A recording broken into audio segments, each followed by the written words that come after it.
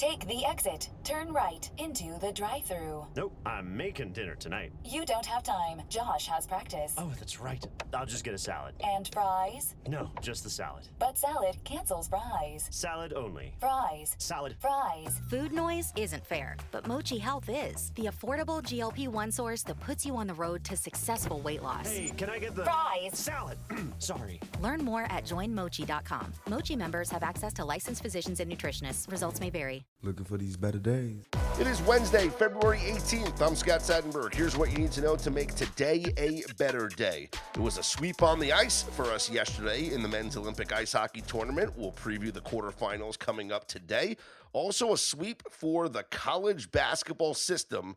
Well, at least one of the college basketball systems, and a radical idea on how to fix the NBA. Mackenzie Rivers joins me on this episode of Better Day, presented by FanDuel. We start, Mackenzie, with dealer's choice. Which sweep would you like to start with? The sweep on the ice or the sweep in college basketball? Oh, it's so sweet when there are sweeps to choose from. Olympic hockey. This is the sport's biggest tournament of the decade, so let's do it. Absolutely, and it is our bread and butter, of course, and we played all four games to go under 6.5 yesterday, and all four games went under 6.5 yesterday. Germany eliminating France with a 5-1 victory, Switzerland eliminating Italy with a 3-0 victory. It was Czechia over Denmark 3-2, and then Sweden defeated Latvia 5-1. All four games go under 6.5, and it was important that you bet early when these lines came out because, like, Sweden and Latvia wound up closing at 6, and so you got to push on that instead of a win if you waited and didn't get the best of the number. But we gave this out literally 2 days before the games, and we were on all four games to go under 6.5 at plus money prices at least three of them. When it was all said and done, most of them were juiced to the under yesterday. And then we also the lines move yeah, towards the under? Yes, clearly, yes. And then we also gave out Germany to take a lead at the end of the first period against France, and they were up 3-0 at the end of the first period. So that was an easy cash there. And so now, Mackenzie, the quarterfinals are set, beginning bright and early, right when you're listening to this podcast maybe, or the game could be over. Germany takes on Slovakia. It is a 6:10 a.m. Eastern time start. And then at, 6:10 a.m. Eastern time, 3:10 a.m. Pacific time, 10:40 a.m. Eastern time. It'll be Canada against Czechia. Finland takes on Switzerland at 12:10 Eastern time, and then at 3:10 Eastern, it is the United States against Sweden. We'll go over the lines and the totals here in just a moment, but one thing that I noticed yesterday, Mackenzie, and maybe this leads to, maybe this had an impact on the unders. I don't know if it did, but I'm not going to say that it didn't. Okay. If you watched the games yesterday, you might have noticed, as I'm sure you have, Mackenzie, you're a keen observer of these things. Yes. Follow the puck. The boards were painted a brighter color. So, due to complaints by several players, I'm not signaling out Jeremy Swayman, but the U.S. goaltender did allow a shot in from the red line when he lost the puck in between the boards and the fans or whatever, right? And he didn't see the puck go in the net. Due to some complaints over the darkness of the color purple or whatever that was on the boards that had the puck blending in with it, the Olympic Committee, whoever, they decided to repaint the boards or redo the lining of the boards to have a much brighter color, a little brighter blue and greenish or whatever, so the puck didn't blend in, and that was debuted yesterday for the qualification playoff, and hey, all four games go under. So, again, I'm not going to say it had an impact, but I'm not going to say it didn't have an impact. Well, Italy, the host nation, did not look like scoring. I saw some of that game. And didn't their first game, they had, I didn't see it, but they had like a goal, like after a wet spot hit off a guy's shin. And then like they had the host nation luck to be, and that's the kind of thing that happens in the group stages. I think just in general, like in most sports, there was a more buttoned up approach. Maybe the optics helped, but I wasn't surprised that every game went under, especially because, we talk about this all the time too with the double elimination spots, right? And you look at the history of game sevens, like the history of the database going back to the early 2000s, just all game sevens in the Stanley Cup playoffs, 60% to the under. So that just goes to show you the double elimination spots are great spots to bet unders. That doesn't mean that we're going to be on all unders here today, because another reason why I loved all 4 games to go under was just the lack of scoring for all 4 of the teams, all 8 of the teams, I should say, that were playing in the 4 games yesterday. And you were going to have number 1 goaltenders. You were going to have teams just locked in. Now I think there's a chance, or an opportunity, I should say, Mac, to take advantage of the back-to-backs. Is that what you're going to say? Yes. I mean, right? That's what we do. We fade back to backs, and we fade teams in this situation. Yeah, and I think specifically for the United States, that's what I want to do. And I want to bet the U.S. early. Right now, you can get plus money up on FanDuel on the United States minus a half a goal in the first period. By the time Sweden got out of the arena last night after their win over Latvia, it was probably after midnight local time that they got back to their hotels. And you're talking about a pretty quick turnaround. Now, yes, it's the evening did game. they get back to their hotels in Olympic Village? I don't know. I mean, they ran out of condoms at the Olympic Village, so I don't know what's going on over there. But that's a true story. Look that up. I don't know, like, listen, you celebrate, you win. Obviously, the job's not done. You have to play the Americans. It's a tough game. But it's a quick turnaround. Like, I would imagine that by the time the game was over, a lot of the U.S. players are probably already in bed sleeping. And then the U.S. will have a morning skate this morning. I don't think Sweden has a morning skate. Sweden probably skips the morning skate, and they might be a little lethargic to start the game. Now, sure, adrenaline's going to pump, but I think the way that the U.S. can attack is to attack early, to start fast. If the U.S. can come out and pressure them early and take advantage of some tired legs, because maybe in the second period or like halfway through the first period, the Swedes get their legs underneath them, as the adrenaline kicks in further and further during the game. And then, yes, maybe in the third period, like the second half of the third period, more fatigue sets in. But I think the beginning and the end are the 2 moments where you could take advantage of tired legs. And so I like the U.S. to jump out to a lead in the first period. Is there wages available on that?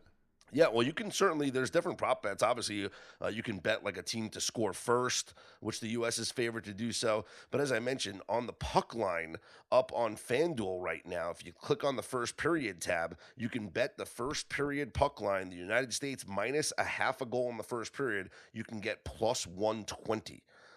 As far as the first period total goals are concerned, yeah, the over 1.5 is juiced. I don't know if I want a part of that, because this could very easily be a 1-0 game. At the end of the first period, you can bet the U.S. over a half a goal at minus 235, which is crazy. You could bet USA. You could bet the exact score up on FanDuel. USA 1-0 at the end of the first period, plus 430. USA 2-0 after the first period, plus 850. How about that? How about those 2 sprinkles? First period goal in the first 5 minutes, plus 164. That kind of coincides with the theory. If they they're late from the hotel. The Uber was late. They're still putting on their skates as they roll out into the ice. I'd rather, and plus, like, I would assume the problem is the spread is ridiculous. Plus 164 on the yes, minus 215. Yeah, I know. Come on, FanDuel, give us something to work with here. I would a assume 60-cent spread. Yeah, it'd be like that sometimes. I would assume it's Jacob Markstrom back in net for the Swedes. He played well yesterday. I don't know that they care that it's the second of a back-to-back and they might go switch to Philip Gustafsson. I think that, Markstrom played well. He only allowed 1 goal, 20 saves on 21 shots, so it's not like he had like a busy workload. I think he'll be fine, and I think that the Swedes will turn to him in net here against the United States. I like the U.S. to win. The puck line, you could lay the minus a goal and a half. Certainly, I would shop around, try and find even money or better on that. I wouldn't lay juice on the minus a 1.5, but I do think I think Connor Hellebuck just shuts this team down. I don't see the Swedes scoring. Now, they have incredible NHL talent. This is the toughest game that the U.S. will face. This is going to be a tougher game than they'll face in the semifinal, I can tell you that. But I think that it's a U.S. like maybe a 3-0 win, 3-1 win, 4-2 at the most. That's the way I see this game kind of playing out between the United States and Sweden. The odds on the other games here today, and by the way, the total for the U.S. and Sweden is at 6.5, -110 both ways up on FanDuel. Your first game of the day, Germany, Slovakia. Your total there is 5.5. That is slightly juiced to the under at -115. The total between Czechia and Canada is 6.5, -138 to the under. Switzerland and Finland is at 5.5, -180 to the under. So my goodness, they are projecting a low-scoring, hard-fought battle between Finland and Switzerland, which I'm kind of intrigued. I haven't fired on it yet, Mackenzie, but because it's projected to be such a low-scoring game, I don't hate taking plus a goal and a half with Switzerland. It's -138 up on FanDuel. I don't know. Finland seems like they're on a mission. They seem like everything we expected from Sweden seems to be coming in from Finland as that third team in the tournament. Yeah, but listen, a lot of those goals were against Italy, so how okay, it's easy to pile on against the worst team in the in the tournament, So, but they are playing really, really well. But yeah, and the Swiss, certainly with the loss of Kevin Fiala, definitely affects things for them. But with the trio of New Jersey Devils that they have, Akira Schmid at times, I don't know how trustworthy he is. Yeah, maybe. I haven't fired on it yet. I've just been focusing my attention on handicapping the U.S. against Sweden and the Canada game against Czechia because I think there are real opportunities to cash in the way that I see both of those games playing out. That I haven't dove in really into Finland, Switzerland. So maybe I'll do a little bit of that later on today. But I've already fired in on a bunch of bets here for the USA and Sweden and for Czechia and Canada. And as I mentioned, one of those at a nice, juicy +120 price is the USA -0.5 goal in the first period against Sweden. So we will continue to monitor the Olympic ice hockey tournament as we get closer and closer to the semifinals and finals. Again, it was a great day for us yesterday, a 5-0 sweep on the ice, and every play documented up on betterday.com. Feel free to join us. Click on the link on the homepage to find out how you can elevate your betting game, and always check out the site betterday.com where we do post free plays, and you can just sign up for free to get access to our daily newsletter. But all Better Day Insider and Premium members have access to all the tools and resources available up on betterday.com, including the NBA database and Game Center, NHL database, Game Center as well, once those leagues resume from their breaks. But you know who's still in action, Mackenzie? College basketball. And you know what's still rocking? The system plays. Want to know why betting the winter games on FanDuel makes sense? From game lines to medal counts to finding your angle on the events you care about most, FanDuel gives you more ways to stay connected to the action. The winter games are on, and there's no better way to follow them than with a bet on FanDuel. Curling matches that start slow and somehow get tense fast. Speed skating decided by inches. Hockey games that feel different from the opening face-off, and so much more. FanDuel, play your game. Must be 21 or over and present in select states.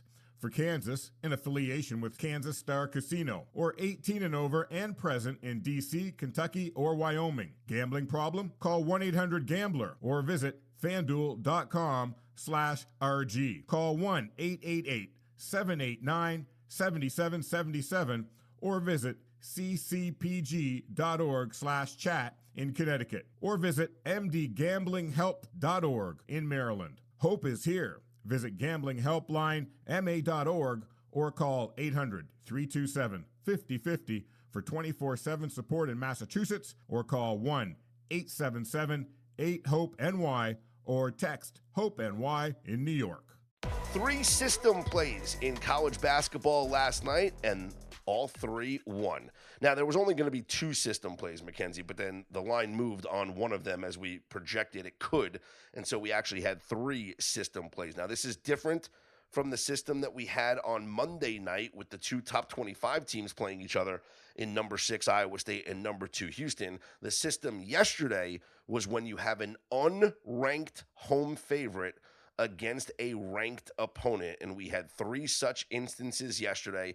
Iowa defeated number 9 Nebraska 57-52. Ohio State closed as the favorite, so that one flipped to become a system play. They beat number 24 Wisconsin 86-69, and then NC State blows out a shorthanded number 16 North Carolina team dealing with injuries 82-58.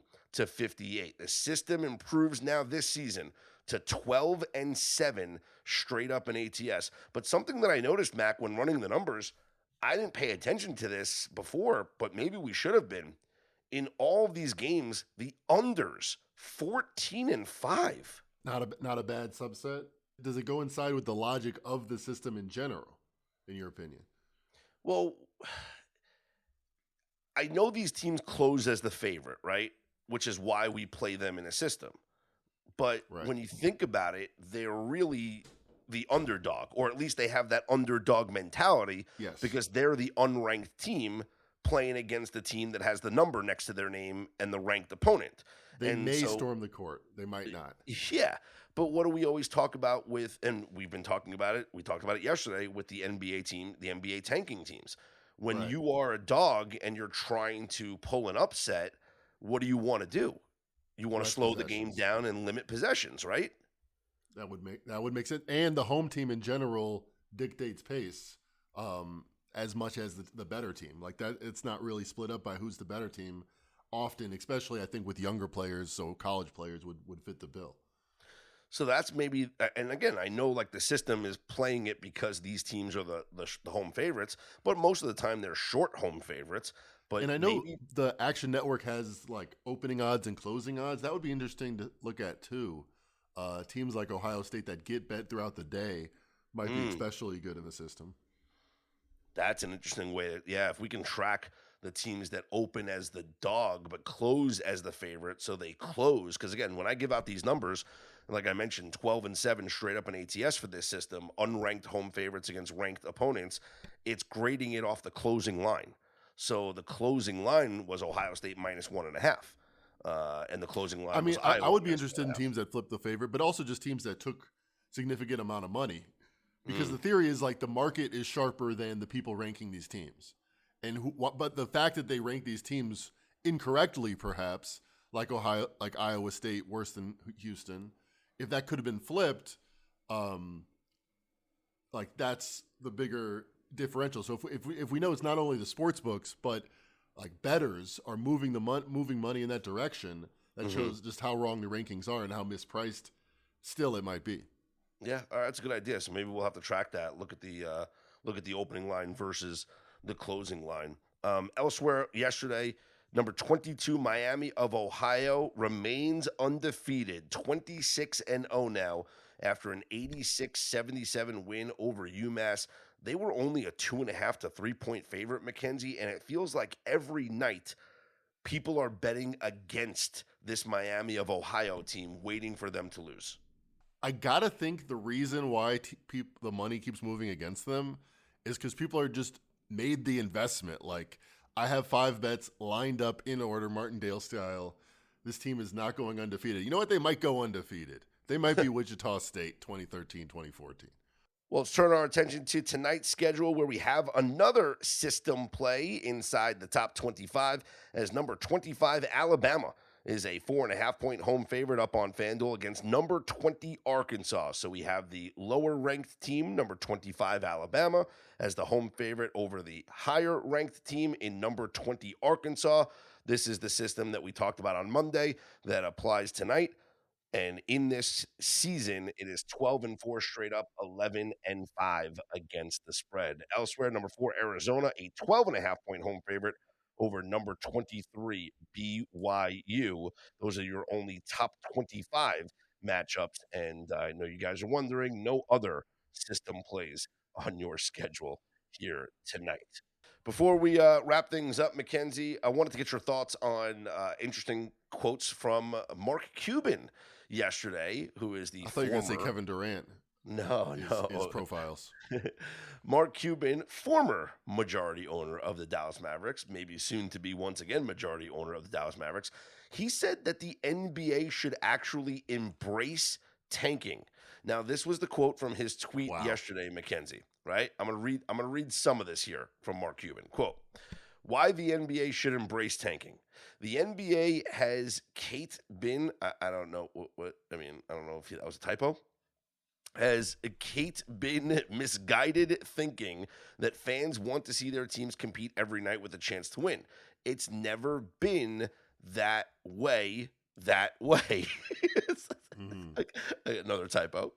When I got into the NBA, they thought they were in the basketball business. They aren't. They are in the business of creating experiences for fans. Few can remember the score from the last game they saw or went to. They can't remember the dunks or shots. What they remember is who they were with. Their family, friends, a date. That's what makes the experience special. Fans know their team can't win every game. They know only one team can earn a ring. What fan that care... Again, the typos. What fan Was this that... man drunk? Yeah, what fan that care about their team's records want is hope. Hope they will get better and have a chance to compete for the playoffs and then maybe a ring. The one way to get closer to that is via the draft and trades and cap room. You have a better chance of improving via all three when you tank. We didn't tank often. Only a few times over 23 years, but when we did, our fans appreciated it, and it got us to where we could improve, trade up to get Luka, and improve our team. The NBA should worry more about fan experience than tanking. It should worry more about pricing fans out of games than tanking. You know who cares the least about tanking? A parent who can't afford to bring their 3 kids to a game and buy their kids a jersey of their fave player. Tanking isn't the issue. Affordability and quality of game presentation are. And then a subtweet. Sorry for the typos, was rushing out the door. Why were you in such a rush, Mark? Wow, I have so many rebuttals to that argument or those arguments. Let me ask you a question. How many teams are in the NBA or have been in the NBA since Mark Cuban has owned, or while he was an owner? 30 teams. Yeah, 30 teams. I think it might have been 29 and then 30, depending when in the 90s he got a team. Yeah, like when did like the Vancouver Grizzlies come in, right? With yeah. What was so that 29 expansion? and a half teams or so per year, and he had the team about 20 years, right? So if he has a 1 in 30th chance to win a championship, he should have at least one championship, maybe more than that if he's any kind of owner. So I don't think he's speaking from like, oh, I solved the NBA. I drafted a player and made the finals. That's maybe the sycophants around you, Mark Cuban, loved that whole process of sucking after you won a championship in 2011. But to say like, oh, our fans loved it when we traded away all the assets that we had that had just won a championship, I think is a little bit delusional. He is the Mavericks, not him anymore at this point. Well, he's trying to get back in it. They're in the basketball business. I don't want to hear it. WWE has its niche fan base. It's not growing internationally. People don't care about the entertainment product and what will impress your dates and this and that. They care about the fact that these are the best in the world at a very intricate and sophisticated and marvelously athletic game. You want to see the best of the best, and the only way that you can prove your mettle is to win games, is to beat the man in front of you. Like, this would be appalling to, like, I don't know, any purist of any sport, whether it be soccer or boxing. Like, what do you mean we don't really care if we don't win the games? It's the worst thing since Rob Manfred said, oh, what do we care if the Astros cheated? We won it's a hunk of metal they won at the end of the year. Yes. And we spend billions collectively as a society because we care about that hunk of metal. Boo on Mark Cuban. Terrible take. He lost my vote for president after that take. Ugh, darn it. He also posted a part 2 that was like even longer. It talked about college players making more money and being pros now. Talked about young players being skilled. In the defense of the draft, so only socialism works when it comes to these 30 billionaires. Like, it has to be the fact that you randomly get the best 18-year-old if you suck enough for long enough. Oh God, abolish the draft. It works in the NFL when it's not that much of a difference maker to get Did you 1 see- versus 8. It doesn't you work s- in the NBA anymore. Did you If it see, ever like, did. I forgot who it was on ESPN that was like, there shouldn't be a draft. Like, let every college kid come out and choose who they want to play for. And then Right. Stephen A was like, that's the worst idea you ever had.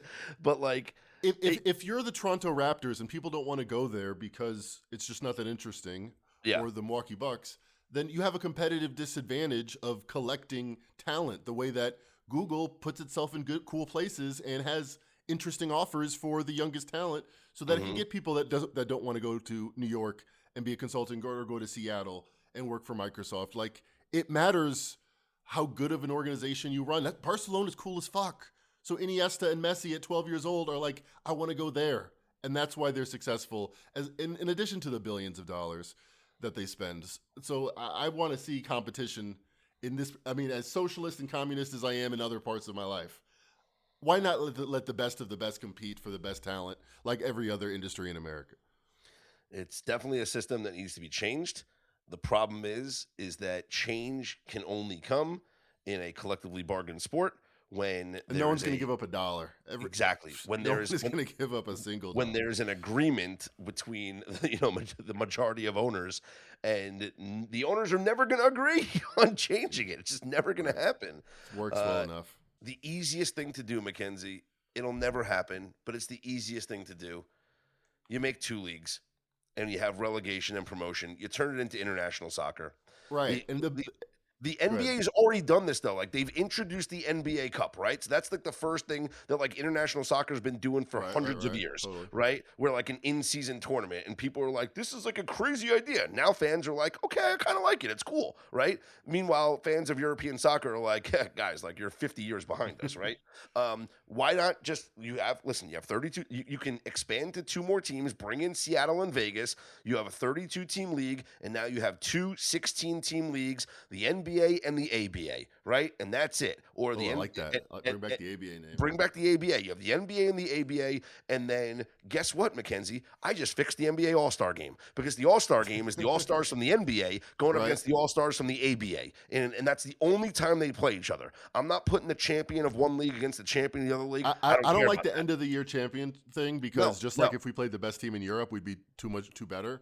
But I do like the way the British have in the FA Cup. Usually it's a Premier League team that wins 90% of the time, but they Mackenzie, have the lesser leagues in the cup. But that's what the NBA Cup is. You'll That's have what I'm saying. you're ABA, going to have they can get entries to the cup. Yeah, no, listen, everybody in the league plays in the NBA Cup. So you have the NBA, 16 teams in the NBA, 16 teams in the ABA, and then you do relegation and promotion. The top teams advance to the NBA, the bottom teams drop down to the ABA next year. You're still going to fill up the arenas, you still have the TV deals, fans are still going to watch, just because, like, okay, yeah, the Memphis Grizzlies don't have a chance to win, but guess what? Fans are still going to watch the Memphis Grizzlies. They still watch them now, right? People still watch. They talked a little bit about this on the Simmons and Zach Lowe show, and I completely disagreed with their take.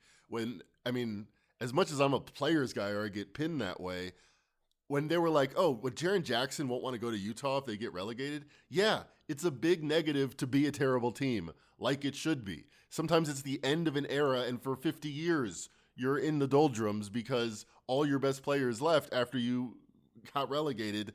That's fun. That makes the end of the year, when QPR is down 2-1 against Manchester United or City, and they need a draw, and they get a red card. Come on, it's some of the best drama in sports history. That end of the year stuff.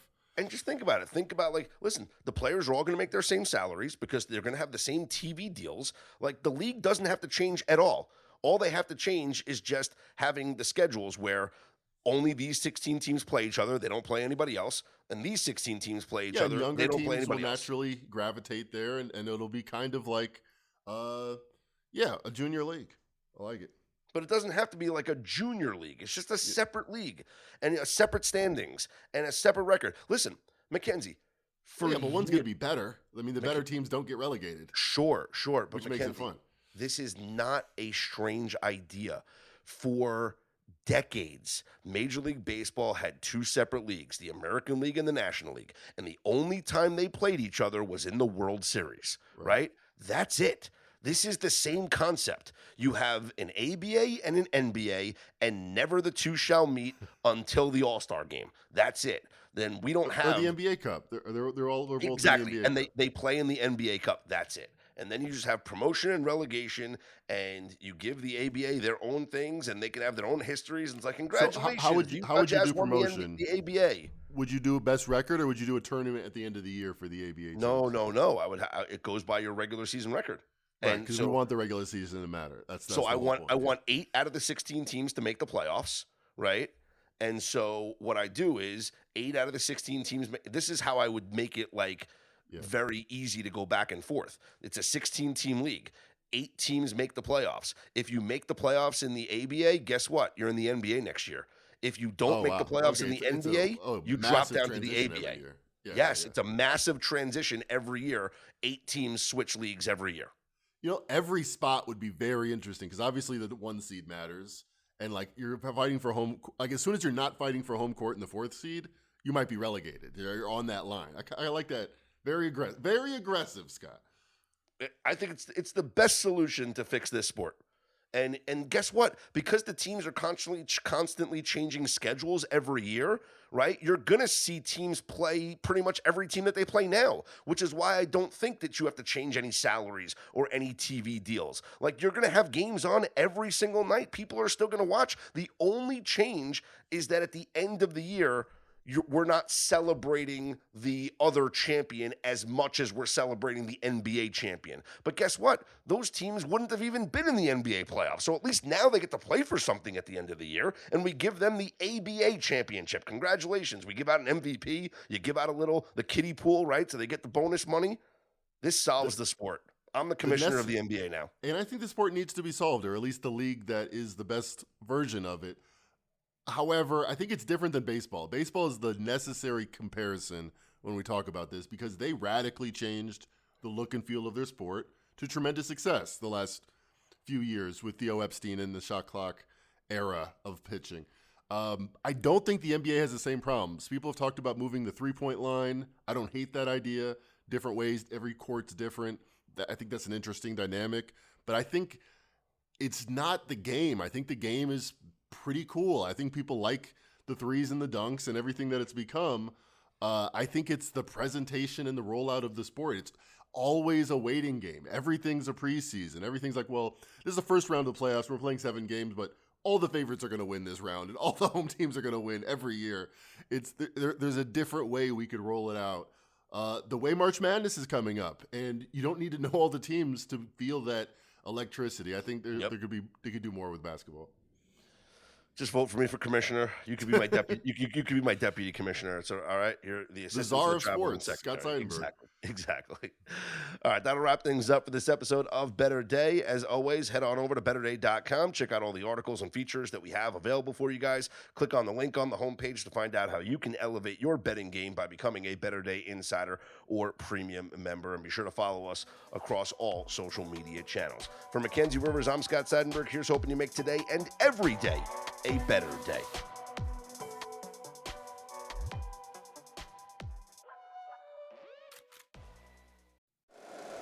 If you like the show, please take a moment to rate, review, and subscribe. It really does help the show to grow. Thank you for listening.